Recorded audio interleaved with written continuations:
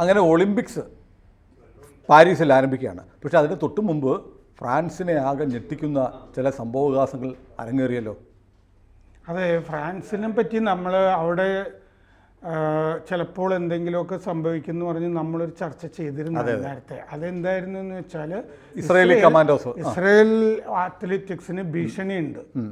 അപ്പോൾ അതുകൊണ്ട് ഇസ്രായേൽ ഷിൻബത്ത് കമാൻഡോസിനെ അത്ലറ്റുകളുടെ 15 പേർക്ക് ഭീഷണിയുണ്ട് അത്ലറ്റുകൾക്ക്. അതുകൊണ്ട് കമാൻഡോസിനെ അയക്കുന്നു. കാരണം എന്താണെന്ന് വെച്ചാൽ 1972 മ്യൂണിക് ഒളിമ്പിക്സ് സമയത്ത് ഒളിമ്പിക്സ് വില്ലേജിൽ നുഴഞ്ഞു കയറിയിട്ട് പലസ്തീൻ തീവ്രവാദികൾ അവരുടെ 11 അത്ലറ്റുകളെ കൊലപ്പെടുത്തിയ സംഭവമുണ്ട്. അപ്പോൾ പൊതുവെ ഈ ആഗോളമായി തന്നെ ആ ഭീഷണി ഉണ്ടായിക്കഴിഞ്ഞപ്പോൾ ഭയപ്പാടുണ്ട്. അങ്ങനെയാണ് ഇസ്രായേൽ. കാരണം ഇസ്രായേലിൻ്റെ അത്ലറ്റുകൾ ഇപ്പോഴും ഒളിമ്പിക്സ് വില്ലേജിൻ്റെ അകത്ത് കാണുമല്ലോ. അപ്പോൾ നുഴഞ്ഞു കയറുമോ എന്നുള്ള പേടി ഇപ്പോഴും ഉണ്ട്. ഇപ്പോൾ ഫ്രാൻസിൽ എന്താ ചെയ്തിരിക്കുന്നതെന്ന് വെച്ചാൽ സാധാരണ സ്റ്റേഡിയത്തിൻ്റെ ഉള്ളിലാണല്ലോ ഇനോഗ്രൽ ഫംഗ്ഷൻ നടത്തുന്നത്, ഉദ്ഘാടനം. ഇത് പുറത്താണ് നടത്തുന്നത്, സ്റ്റേഡിയത്തിൻ്റെ പുറത്ത്. വലിയ റിസ്ക്കാണത്. അപ്പോൾ ഈ സ്റ്റേഡിയത്തിൻ്റെ പുറത്തെ ഉദ്ഘാടനം നടക്കുന്നത് കാണാനായിട്ട് ഇഷ്ടംപോലെ ആളുകൾ അവിടെ വന്ന് ചേരേണ്ടതാണ് ട്രെയിനുകളിൽ. അപ്പോൾ ആ ഉദ്ഘാടനം കലക്കുക എന്നുള്ള ലക്ഷ്യം വെച്ചുകൊണ്ടാണ് ഈ ട്രെയിൻ സർവീസുകൾ അട്ടിമറിച്ചിരിക്കുന്നു. അവിടെ ട്രെയിൻ സർവീസുകൾ 2 തരത്തിലുണ്ട്. ബജറ്റ് സാധാരണ ചെറിയ പൈസയ്ക്ക് ഓടാവുന്നത്, മറ്റേത് പ്രീമിയം. ഇത് പ്രീമിയം ട്രെയിൻ സർവീസുകളെ എല്ലാം ബാധിച്ചിരിക്കുന്നു എന്നാണ് മനസ്സിലാക്കുന്നത്. അപ്പോൾ ട്രെയിൻ ഓപ്പറേറ്റർ എന്ന് പറയുന്നത് അവിടെ SNCF എന്നാണ് പറയുന്നത്. ശരിക്കും ഒളിമ്പിക്സ് അട്ടിമറിക്കുക എന്നുള്ളതാണ്. ട്രെയിൻ സർവീസ് മാത്രമല്ലല്ലോ അട്ടിമറിക്കുന്നത്, ഒളിമ്പിക്സിൻ്റെ ശോഭ കെടുത്തുക, ജനങ്ങൾ വരാതിരിക്കുക, അങ്ങനെയാണ്. അപ്പോൾ അത് ആ ഇസ്രയേലിനെ ഉന്നം വെക്കുന്ന ചില ആളുകളുണ്ടല്ലോ, തീവ്രവാദികൾ, ഭീകരർ, അവർ തന്നെ ആയിരിക്കണം ഇതും ചെയ്തിട്ടുള്ളത്. നമ്മൾ ഇന്നലെ വാഷിംഗ്ടൺ DC കണ്ടതല്ലേ, നെതന്യാഹു US എത്തിയിരിക്കുന്നു, ബൈഡനെ കാണാൻ വരുന്നു, പുറത്ത് ഭയങ്കര ബഹളം, അമേരിക്കയുടെ കൊടി കത്തിക്കുന്നു. ഹോട്ടലിലേക്ക്, നെതന്യാഹു താമസിക്കുന്ന ഹോട്ടലിലേക്ക് പുഴുക്കള്, പ്രാണികൾ, ഇതിനൊക്കെ പറഞ്ഞു വിടുന്നു. അവിടുത്തെ ഫൗണ്ടനുകളിൽ ചുമപ്പ് വെള്ളത്തിൽ കളറ് കലക്കുന്നു. എന്തൊരു തരം അരാജകത്വമാണ് ഇവർ നടത്തിക്കൊണ്ടിരിക്കുന്നത് ലോകം മുഴുവൻ.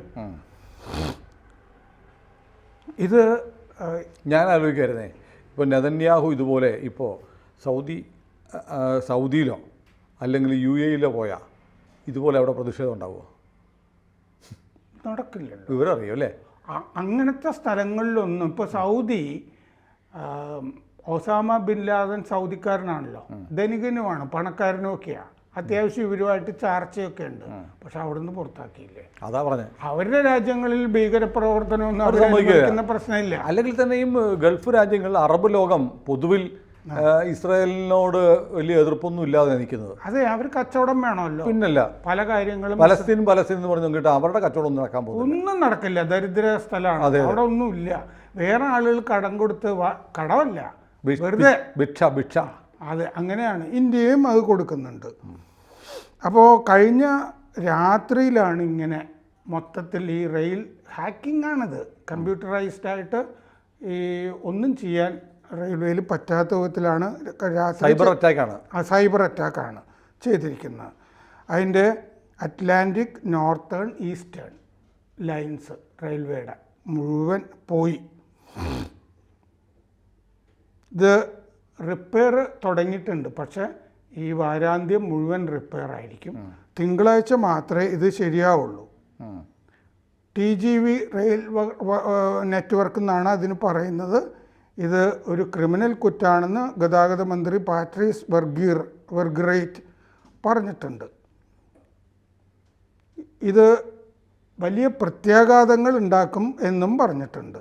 പ്രത്യാഘാതം എന്ന് പറഞ്ഞാൽ ഫ്രാൻസിനാണ്. 8 ലക്ഷം പേരെ, 8 ലക്ഷം യാത്രികരെ ഇത് ബാധിച്ചിട്ടുണ്ട്. അതാണ് ഇപ്പോഴത്തെ കണക്ക്. ഇത് തിങ്കളാഴ്ച ശരിയായാൽ തന്നെ പഴയതുപോലെ വരില്ല. 3 ലക്ഷം പ്രേക്ഷകർ ആണ് ഈ ഉദ്ഘാടനം കാണാനായിട്ട് പ്രതീക്ഷിച്ചിരുന്നത്. ഇപ്പം നമ്മൾ നോക്കുകയാണെങ്കിൽ ഫ്രാൻസിലെ തെരുവുകളിൽ പോലും ഒരാൾ പോലും ഇല്ല. ശൂന്യമാണല്ലേ? ശൂന്യമാണ്. കാരണം പേടിയുണ്ടായി. വേറെ തെരുവുകളിലും അല്ല, ആക്രമണങ്ങൾ സ്വാഭാവികമാണ്. ഞാൻ പറയുന്നതല്ല, അവർ ആളുകൾ വരാതിരിക്കാൻ വേണ്ടി അവർ ട്രെയിൻ ബ്ലോക്ക് ചെയ്തു. അതിനെ മറികടന്ന ആളുകൾ വന്നാൽ മറ്റൊന്ന് പലതും ചെയ്യും. ഞാൻ പണ്ടൊക്കെ ഞാനൊക്കെ സ്കൂളിൽ പഠിക്കുന്ന സമയത്ത് ഈ ജമ്മു കാശ്മീർ ഇലക്ഷനെ കുറിച്ച് കേട്ടിട്ടുണ്ട്. അന്ന് JKLF ഒരു സംഘടനയുണ്ട്, ജമ്മു കാശ്മീർ ലിബറേഷൻ ഫ്രണ്ട്. അപ്പോൾ അവർ ഈ പോളിംഗ് ബൂത്തുകളുടെ മുന്നിൽ അന്നത്തെ VCRും TV കൊണ്ടുപോകുമായിരുന്നു. വോട്ട് ചെയ്യാൻ വരുന്നവർക്ക് എടുത്തുകൊണ്ട് പോകാമെന്ന്. വോട്ട് ചെയ്യാൻ അത് എടുക്കാൻ വേണ്ടി ആരെങ്കിലും വന്നാൽ അവനെ ഉണ്ട കയറ്റി കൊല്ലും.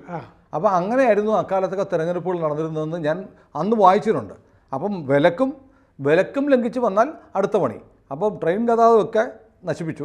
ഇനി ആരെങ്കിലും വന്നാൽ അടുത്ത പണി ഉണ്ടാവും എന്നാണ് പറയുന്നത്. അതെ, ഇത് ആദ്യമായിട്ടാണ് ഈ പുറത്ത് ഉദ്ഘാടനം വയ്ക്കുന്നത്. അപ്പോൾ ഫ്രാൻസ് ഈ വാർത്തകളിൽ തന്നെ പറയുന്നുണ്ട്, ഭീകരാക്രമണങ്ങളുടെ ഭീഷണി ഉള്ളപ്പോഴാണ് ഇത് ചെയ്തിരിക്കുന്നത് എന്ന് പറഞ്ഞിട്ട്. അല്ല, ഈ പാരീസ് ഒളിമ്പിക്സിനെ ചോരയിൽ മുക്കി കൊല്ലാനുള്ള ശ്രമം നടക്കുന്നുണ്ടല്ലേ?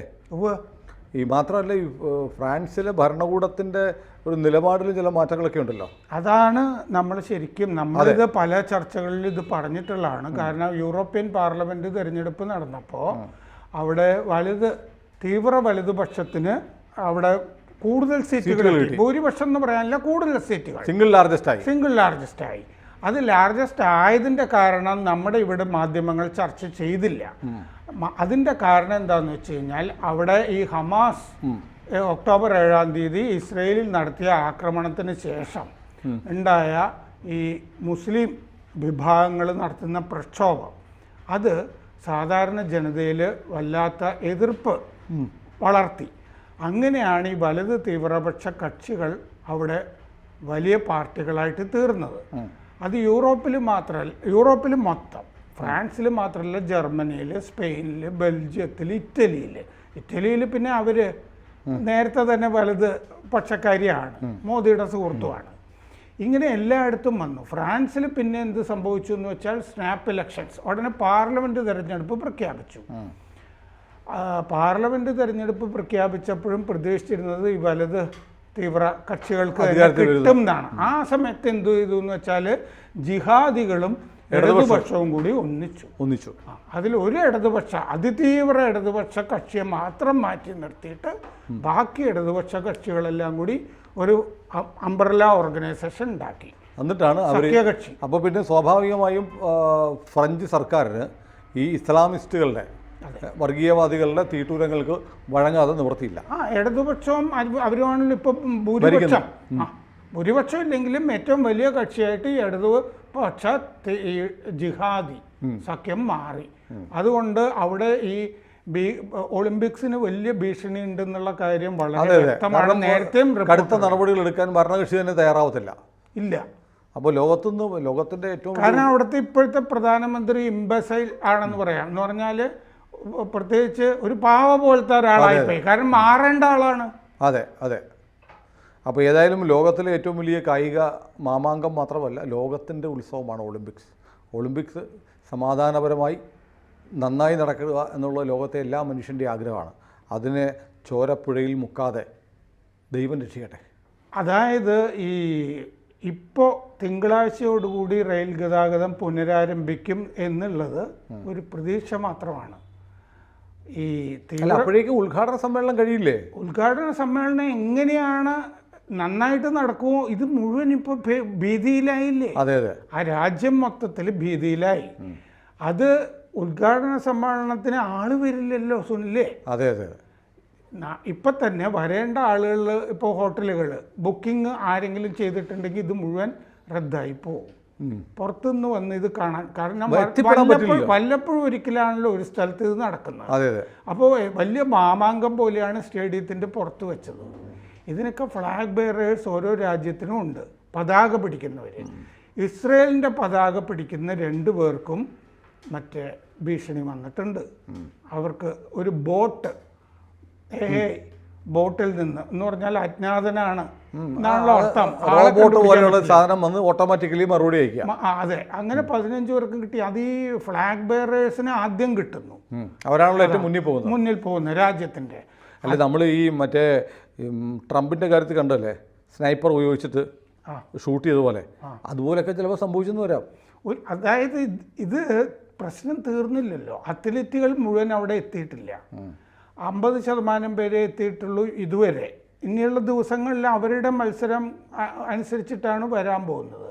പിന്നെയും ഭീഷണി കിടക്കുകയാണല്ലോ. ഈ ഇസ്രയേൽ എവിടെയാണ് താമസിക്കുന്നത് എന്നുള്ള സ്ഥലത്ത് എപ്പോഴും ഒരു പ്രശ്നമുണ്ട്. കാരണം ഈ ചാവേർ ആക്രമണം നടത്തുന്ന ഈ അമേരിക്കൻ പ്രസിഡന്റുമാർ കൊല്ലപ്പെട്ടതിൻ്റെയൊക്കെ ന്യൂയോർക്ക് ടൈംസിലൊക്കെ ഉള്ള റിപ്പോർട്ടുകളൊക്കെ, പവർ ആൻഡ് കിങ്ഡം എന്ന് പറഞ്ഞിട്ട് ന്യൂയോർക്ക് ടൈംസിൻ്റെ കഥ ഗേ ടാലീസ് എഴുതിയിട്ടുണ്ട്. അപ്പോൾ അതിൽ ഈ കെന്നഡിയെ കൊന്ന ഓസ്വാൾഡ്, ആ കൊലപാതകം, അതിലൊരു റിപ്പോർട്ടർ, ന്യൂയോർക്ക് ടൈംസിലെ റിപ്പോർട്ടർ എങ്ങനെയാണ് റിപ്പോർട്ട് ചെയ്തതെന്നൊക്കെ പറഞ്ഞിട്ടുണ്ട്. ഇതാരും പ്രതീക്ഷിച്ചില്ല. അങ്ങേര് ഈ മൊത്തം അരാജകത്വത്തിൻ്റെ ഇടയിൽ പുള്ളിക്ക് കിട്ടിയത് സിഗരറ്റ് പാക്കറ്റാണ്. സിഗരറ്റ് പാക്കറ്റിൻ്റെ പുറകിലാണ് ഈ കുറിക്കുന്നതൊക്കെ കാര്യങ്ങൾ. എന്നിട്ട് ഈ ടെലഗ്രാം വഴിയാണ് റിപ്പോർട്ട്, അങ്ങനത്തെ ഡീറ്റെയിൽസ് ഒക്കെ ഉണ്ട്. എന്ന് പറഞ്ഞ പോലെ ഇത് വല്ലാത്തൊരു ഭയം ഫ്രാൻസിൽ വിതച്ച് കഴിഞ്ഞു. അതെ അതെ. അല്ല, ഒരുപക്ഷെ ഒളിമ്പിക്സ് ഇങ്ങനെ ഭയത്തിൻ്റെ ഒരു അന്തരീക്ഷത്തിൽ ഇതിനു മുമ്പ് നടന്നിട്ടില്ല. ആ മ്യൂണിക് ഒളിമ്പിക്സ് ഒഴിച്ച്, മ്യൂണിക് ഒളിമ്പിക്സിൽ ഇവർക്കാണെങ്കിൽ സാധാരണ ഇസ്രയേൽ പോയിട്ട് എല്ലായിടത്തു നിന്നും മറ്റേ ഉഗാണ്ടയിലും മൊഗാദിഷുവിലൊക്കെ പോയി നേരത്തെയൊക്കെ റെസ്ക്യൂ ചെയ്തിട്ടുണ്ട്, ഒരുപാട് മൈലുകളൊക്കെ പോയിട്ട്. പക്ഷെ അവിടെ റെസ്ക്യൂ നടത്താൻ പറ്റിയില്ല.